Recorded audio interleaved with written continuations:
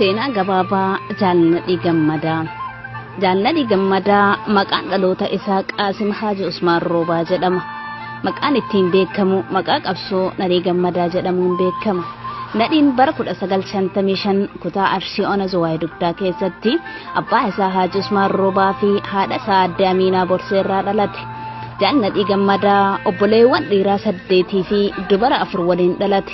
Jaalladhiin barnoota isaatiin sadarkaa tokkoffaa irraa hanga yuunivarsiitiitti barataa cimaa ture. Qormaata kutaa 12ffaa irratti qabxii olaanaa galmeessuudhaan yuunivarsiitii Finfinneetti ramadamuun ogummaa fayyaa barnoota faarmaasii barachaa ture. Barnoota isaa waggaa tokkoffaatti qabxii olaanaa galmeessuudhaan barnoota waggaa tokkoffaa akkuma xumureen roorroo uummata Oromoo irratti raawwatamu jibbuun barnoota isaa addaan kutuun osoo maatii isaatti hin deebi'in bara 1986 abootti makame.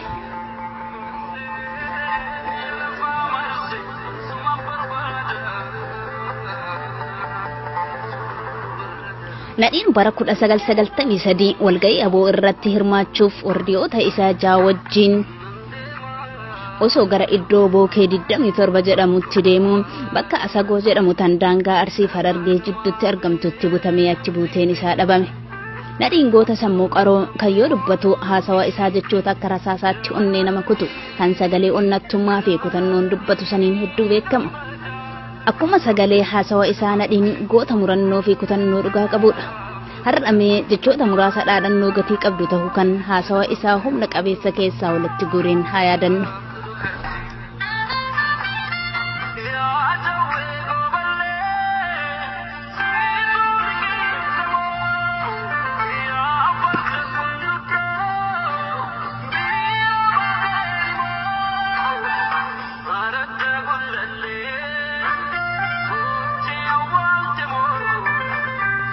Jechoota jajjaba Jaalladhii Gammadaa wajjin Jaalladhii Gammadaa dubbatan muraasa isaanii haa qooddannume.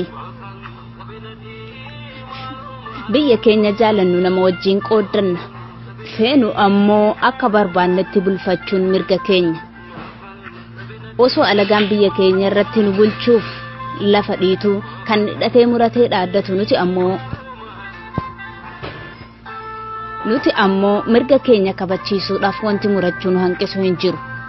Hiree uummata Oromoo kan murteessu uummata Oromooti malee anatu sii beeka karaa kana deemtu malee kan nuun jedhuu fi kan afaan qawweetiin nu doorsisu jiraatu uummanni keenya fudhachuuf qophii miti jechuudha.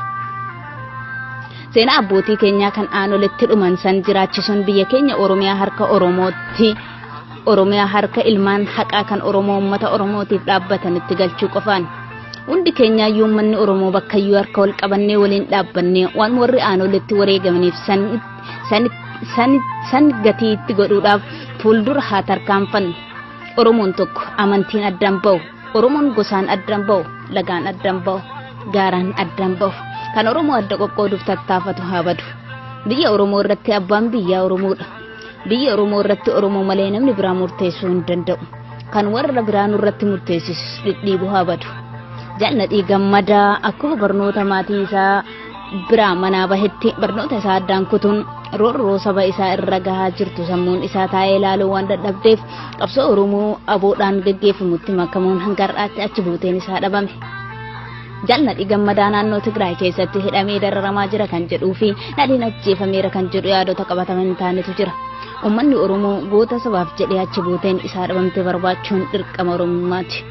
Nadhii Gammadaa goota ija barbadaa Maandeellaa Oromoo saba keenya maaloonuuf barbaada. Xumurameera galatooma.